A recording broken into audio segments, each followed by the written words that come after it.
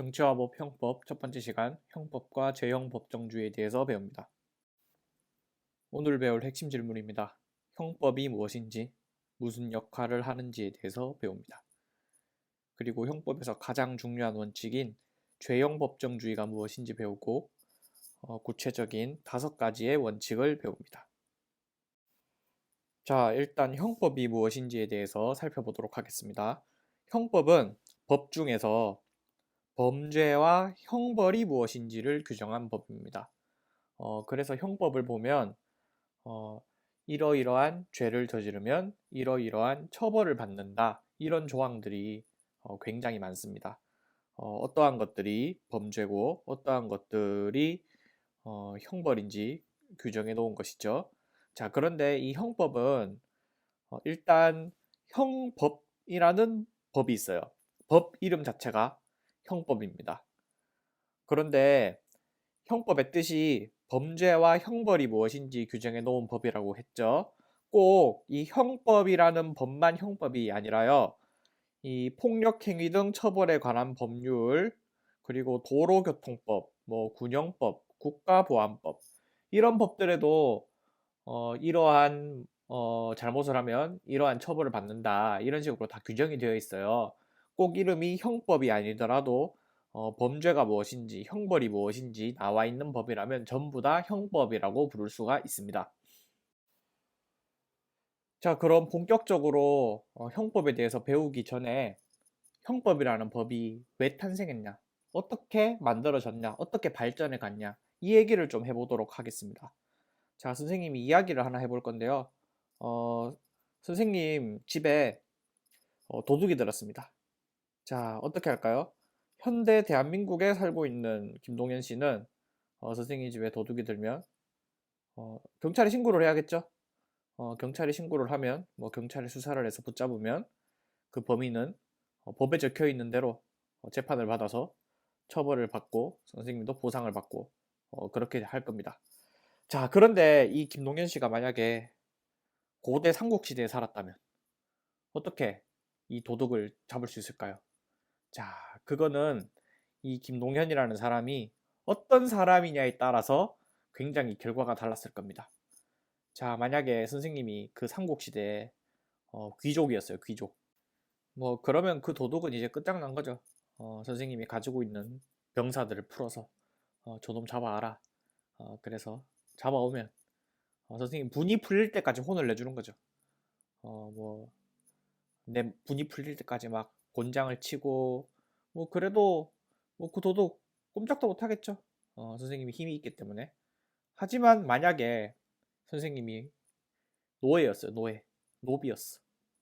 그러면 그 도둑 어떻게 할 수가 없죠. 내가 뭐라고 해도 들어줄 사람도 없고 선생님이 어떤 사람이냐에 따라서 어떤 위치에 있냐, 얼마나 권력을 가지고 있냐 이런 거에 따라서 내가 범죄로부터 피해를 받아도 이거를 내가 피해로부터 구제를 받을 수 있는지 여부가 나의 권력에 따라서 결정이 됐겠죠. 1학기 때 배웠던 사회계약론의 홉스라는 사람 생각나나요?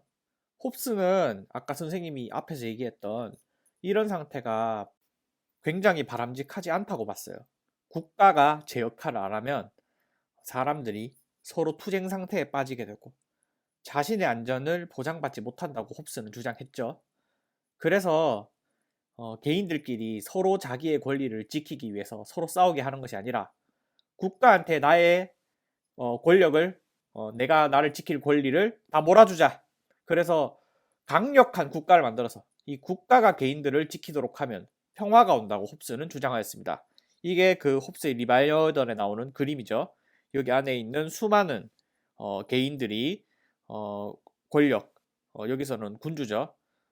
이런 강력한 국가를 만들면 이 개개인의 수많은 여기 점에 있는 사람들은 국가의 힘이 두렵기 때문에 함부로 다른 개인을 침해하지 못한다. 이렇게 홉스는 주장했었죠. 이런 홉스의 생각처럼 현대 국가 역시 마찬가지입니다. 현대 국가는 경찰과 군대 이런 강력한 권력을 통해서 개인들을 지켜주죠. 자, 이제 현대 국가에서는 내가 피해를 받으면 내가 사적으로 개인적으로 복수를 하는 것이 아니라 경찰에 신고를 하거나 고소를 하거나 이런 식으로 해서 국가 권력이 범죄자를 잡도록 해야 하는 것이지 개인적으로 복수를 하면 안 되는 것이죠. 왜? 개인끼리 알아서 서로 복수하라고 그러면 누구든 아주 힘이 있고 재벌 가에 있는 사람들은 뭐 강력하게 범죄로부터 보호를 받을 수 있고, 반면에 힘이 없는 사람들은 보호를 받을 수 없겠죠. 이렇게 개인들 간의 권력 차이, 힘의 차이가 있기 때문에 이런 상태에서 개인들끼리 알아서 뭐 범죄로부터 나를 지켜라 그러면 아주 혼란스럽고 그런 상태가 되겠죠. 그래서 국가가 여러분들을 지켜주겠습니다. 여러분들은 개인적으로 복수를 하지 마십시오. 억울한 일을 당하면 국가에 신고를 하십시오. 이게 이제 현대 국가의 어떤 형법이 담고 있는 그런 사상인 거죠. 자, 그런데 여기서 하나의 문제가 생겼습니다. 자, 그래 강력한 국가가 나를 지켜주는 건 좋아요. 자, 그런데 이제는 국가가 위협인 거죠. 국가 권력이 굉장히 강해졌기 때문에 국가 권력이 나를 지켜준다면 다행이지만 때로는 국가 권력 자체가 이제는 개인들에게 위협이 되는 거예요. 그래서 현대 민주주의 국가의 형법은 두 가지의 어떤 큰 목적이 있습니다. 한편으로 보면 일단 범죄자를 처벌을 해야 돼요. 범죄자를 처벌을 하고 또 범죄자를 그냥 처벌만 하는 것이 아니라 교화, 교육을 시키는 거죠. 교육시키고 감화시켜서 범죄로부터 개인들을 지켜줍니다. 또 한편으로는 이 국가 권력 자체가 개인들을 위협을 할 수 있기 때문에 국가 권력이 항상 옳은 판단을 내리는 건 아니죠. 잘못된 판단으로 나를 억울하게 범죄자로 만들 수 있기 때문에 국가 권력을 통제를 합니다. 그래서 범죄자로부터 지키는 게 하나의 목적이고 또 국가 권력을 통제하는 게 하나의 목적인 거죠. 자, 그래서 형법의 기능은 다음과 같이 정리를 할 수 있습니다. 일단 법익을 보호합니다. 법익이라고 하면 법적인 이익이에요. 예시를 들면 뭐 나의 생명, 재산, 뭐 기타 등등 수많은 어떤 법적인 이익이 있겠죠. 이런 것들을 보호해서 타인에 의한 인권 침해를 방지를 합니다. 어떻게 구체적으로 인권 침해를 방지를 하냐? 범죄자를 처벌을 하고 그리고 범죄를 예방을 하고 범죄자를 교화를 시키는 그런 목적을 가지고 있습니다. 어떻게? 범죄가 무엇인지 법에 규정을 해놓고 또 범죄자를 처벌함으로써요. 자, 그리고 형법에 범죄가 무엇인지 딱 나와 있죠. 그래서 범죄가 무엇인지 미리 규정을 해놓아서 안정적으로 사람들이 법적 생활을 할 수 있게 해줍니다.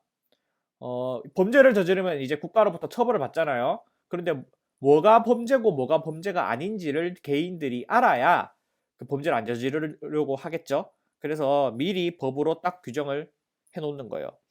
그리고 아까 말했죠. 국가로부터 나를 지켜야 된다고. 국가의 어떤 자의적인 권력 행사, 자의적이란 말은 이게 자기 뜻대로라는 소리죠. 어떤 딱 정해진 원칙이 아니라 국가가 뭐 잘못된 판단을 할 수도 있잖아요. 그런 권력 행사로부터 국민의 인권을 지킨다. 이게 형법의 기능이 되겠습니다. 자, 형법은 이런 목적을 위해서요. 가장 중요한 원칙을 지켜야 됩니다.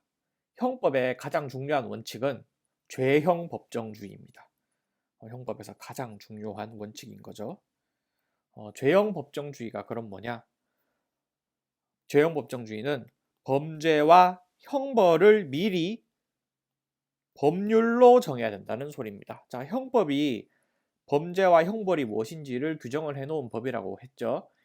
이게 그때그때 바뀌는 것이 아니라 딱 법으로 정해놔야 된다는 소리죠. 자, 왜 법으로 정해놓게 하냐? 법이라는 거는 어디서 만들죠? 법률은? 국회에서 만들죠. 국회는 바로 국민의 대표죠. 국민의 대표로부터 허락을 받아라는 소리예요. 함부로 국가 권력이 개인들의 인권을 침해할 수 없게 국민의 대표로부터 이런 게 범죄다. 이런 범죄를 저지르면 이런 처벌을 받는다. 이런 허락을 받아라는 소리죠. 자, 그래서 이 죄형법정주의의 목적은 국가의 자의적인 판단으로부터 인권을 보장하기 위해서라고 할 수가 있습니다. 자, 그럼 죄형법정주의의 세부 원칙을 살펴보도록 하겠습니다. 이 죄형법정주의는 구체적으로 5가지의 세부 원칙에 의해서 지켜지게 되는데요. 자, 첫 번째 원칙은 관습형법 금지의 원칙입니다. 이 관습형법 금지의 원칙은 다른 말로 성문법률주의라고도 하는데요. 자, 이게 무슨 소리냐면 관습형법은 금지된다. 그 말은 형법에서 관습법은 안 된다는 소리예요. 관습법은 어떤 법이냐면요. 자, 우리 보통 법이라고 하면 법은 딱 글자로 적혀 있죠. 여러분들 헌법 선생님이랑 같이 본 적 있죠? 헌법은 뭐 제1조부터 뭐 이렇게 해서 딱 적혀 있잖아요. 제1조 보고 제2조 보고 글자로 적혀 있고 누구나 보면 알 수가 있잖아요. 자, 그런데 이런 관습법은 딱 글자로 적힌 법이 아니라요. 자, 관습이라고 얘기하면 옛날부터 전해져 내려오는 어떤 풍습이나 그런 굳어진 규칙 같은 거를 관습이라고 하죠. 자, 이 관습이 법처럼 기능을 하면 관습법이라고 하는데요. 이 관습법은 민법에서는 허용이 됩니다. 자, 대표적인 예시가 어떤 예시가 있냐면요. 민법에서 무덤에 관한 규정은 민법 찾아보면 없거든요. 자, 그런데 이 우리나라 재판 판례상 무덤에 관한 권리는 개인의 권리로 인정이 되고 있습니다. 대한민국에서 무덤은 정말 소중한 곳이죠. 만약에 어떤 사람이 내 땅에 옛날부터 전해져 내려오던 어떤 사람들이 와서 제사 지내고 하는 그런 무덤이 있어요. 어, 그런데 이 무덤을 여기 내 땅이라고 해서 막 이걸 무덤을 내 마음대로 파헤친다. 이거는 이 우리나라 사람들의 정서상 받아들일 수가 없는 그런 아주 불경한 행위죠. 그런데 막 이거를 법에 이런 규정이 없다고 내가 내 땅이니까 마음대로 했다. 이런 거 인정 안 된다는 소리예요. 옛날부터 우리나라는 수없이 옛날부터 이런 무덤에 관한 규정은 지켜지고 있었기 때문에 일종의 법처럼 기능을 한다. 민법에서는 그렇게 인정이 되는 거죠. 자, 그런데 형법에서는 이런 게 전혀 인정이 안 된다는 소리입니다. 딱 글자로 적혀 있어야 된다는 소리예요. 죄형법정주의가 미리 법률로 국민에게 알려야 된다는 거잖아요. 자, 그런데 이 관습은 국민들이 알 수가 없죠. 누구가 생각이 다를 거 아니에요. 딱 글자로 적혀 있어야 누구나 알 수 있겠죠.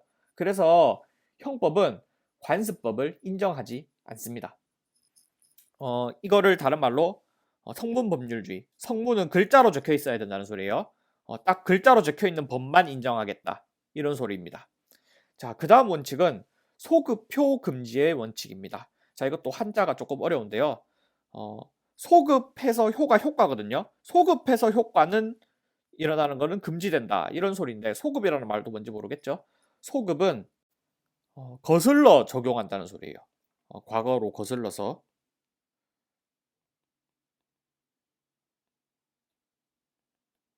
자, 예를 들어 뭐 새로운 뭐 인공지능이 등장해서 인공지능을 이용한 어떤 새로운 범죄가 나타났다고 가정을 해봅시다. 그래서 뭐 인공지능 범죄처벌법 이런 범죄가 도입되었어요. 자, 그런데 어떤 사람이 그 인공지능 딱 범죄처벌법으로 적용되는 범죄를 옛날에 저질렀던 거예요. 자, 그래서 지금 법이 도입되었으니까 너 옛날에 이런 짓 했잖아. 그리고 옛날에 이런 짓 한 것까지 다 처벌하겠다. 이거 안 된다는 소리입니다. 딱 형법은 그 법이 제정되고 공표된 그 이후부터만 적용된다. 이런 게 소급표 금지의 원칙입니다. 왜요? 재형법정주의 아까 미리 법률로 알려야 된다고 했잖아요. 과거까지 다 적용하면 미리 알리는 게 아니죠. 그래서 딱 그 법률로 만들어진 그 이후부터만 딱 범죄로 처벌받습니다. 형법은.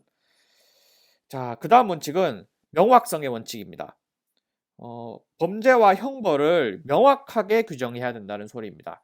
애매모호하게 규정하지 말라는 소리예요. 그래서 뭐 예를 들어 아까 선생님 뭐 인공지능 범죄처벌법 이런 예시를 들었죠. 그러면 뭐 인공지능 범죄에 대해서 그 법에 아주 자세하게 규정이 되어 있어야 합니다. 뭐 인공지능은 이러한 뭐 지능을 말하는 것이다. 뭐 이러이러한 범죄는 어떤 범죄다. 아주 명확하게 규정이 되어 있어야 됩니다. 일반인이 봤을 때 아 이런 짓 하면 처벌받구나 딱 알 수 있게요. 그 다음 원칙은 적정성의 원칙입니다. 범죄와 형벌 사이에 균형이 맞아야 됩니다. 더 무거운 죄일수록 더 무겁게 처벌받아야 되고 가벼운 범죄는 가볍게 처벌받아야 된다는 원칙입니다. 자, 뭐 예를 들어서 어 기물파손죄. 자, 기물파손죄 물론 잘못한 거지만 뭐 이게 뭐 사형 무기징역 이럴 범죄는 아니죠. 그런데 뭐 타인의 기물을 파손하면 뭐 사형에 처한다. 이런 식의 로 규정되어서는 안 된다. 이게 적정성의 원칙입니다. 자, 그다음은 유추 해석 금지의 원칙입니다. 유추 해석 금지의 원칙 무슨 소리냐면 유추가 비슷한 걸 추리하는 거를 유추라고 그럽니다. 비슷한 걸 빌려와서 적용하는 것은 형법에서 금지된다. 이런 소리입니다. 민법에서는 유추 해석이 가능하거든요. 민법은 개인 간의 분쟁을 해결해 주는 법이죠. 자, 그런데 어떤 특정한 분쟁이 일어났는데 법이 없기 때문에 이 법원에서 해결해 줄 수가 없어요. 이러면 이 국가가 제 할 일을 포기하는 거잖아요. 그래서 민법은 비슷한 규정을 끌어와서라도 어떻게든 해결을 해 주려고 노력을 합니다. 자, 그런데 형법은 범죄와 형벌이 무엇인지 미리 딱 규정이 되어 있어야 되는데 비슷한 걸 끌어서 처벌을 할 수 있다고 그러면 국가 권력이 너무 자의적으로 처벌을 할 수가 있겠죠. 너 이런 범죄 저질렀는데 이거 법에는 없지만 그냥 이거 적용해서 처벌해 버릴래. 이러면 국가 권력이 아주 자의적으로 처벌을 하는 거잖아요. 그래서 비슷한 걸 끌어서 적용하는 거를 형법에서는 금지하고 있습니다. 대표적인 죄형 법정주의의 세부 원칙 판례를 같이 보도록 하겠습니다. 자, 불량 만화 위헌 판례를 보도록 합시다. 자, 옛날에 이런 법이 실제로 있었어요. 불량 만화 등 판매 금지 이렇게 되어 있고 누구든지 다음 각 호의 행위를 하여서는 아니 된다. 그런데 어떤 거를 하면 안 되냐면 미성년자에게 음란성 또는 잔인성을 조장할 우려가 있거나 기타 미성년자로 하여금 범죄의 충동을 일으키게 할 수 있는 만화 이하 불량 만화라고 한다. 뭐 이런 걸 하면 처벌을 받는데요.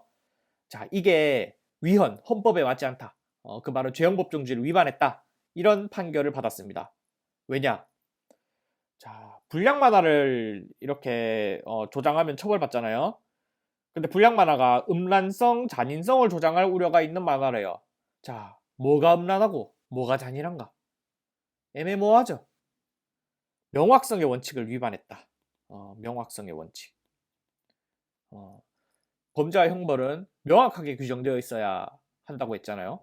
그러면 이 법이 이루어지려면 음란한 만화란 뭔지 잔인한 만화란 뭔지 아주 자세하게 규정을 해놨어야 된다는 소리죠. 그래서 이거는 죄형법정주의에 맞지 않기 때문에 위헌 이런 판결을 받았습니다. 자, 그 다음은 재미있는 판례인데요. 염소도축 판례가 있습니다. 자, 과거에 축산물 가공 처리법에 따르면요. 그 시행령에 따르면 자, 형법은 자세하게 규정해야 된다 했잖아요. 그래서 이 법을 만드는 사람들이 자세하게 규정을 해놓으려고 노력을 했습니다. 자, 다 이렇게 세세하게 규정해놨죠. 소, 말, 양, 돼지, 닭, 오리 이런 것들이 수축이고 이런 거를 도살할 때는 정부의 허가를 받아라. 허가를 받지 않으면 처벌하겠다. 형법 맞죠 일단.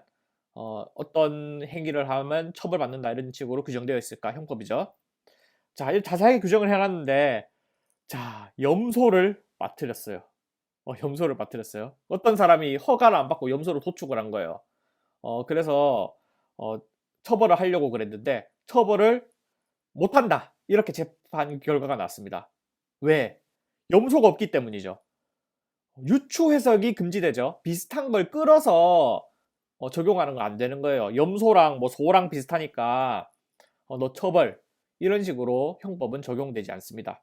유추해석 금지의 원칙에 어긋나기 때문에 이 사람은 무죄 선고를 받았습니다. 자, 이렇게 뭐 대표적인 판례까지 살펴봤고 또 교과서에 나오는 그런 문제들 과제로 한번 같이 풀어봅시다. 자, 오늘은 형법이 무엇인지 그리고 형법의 기능이 무엇인지 죄형법정주의와 죄형법정주의의 세부 원칙 5가지를 살펴보았습니다. 자, 수고했습니다.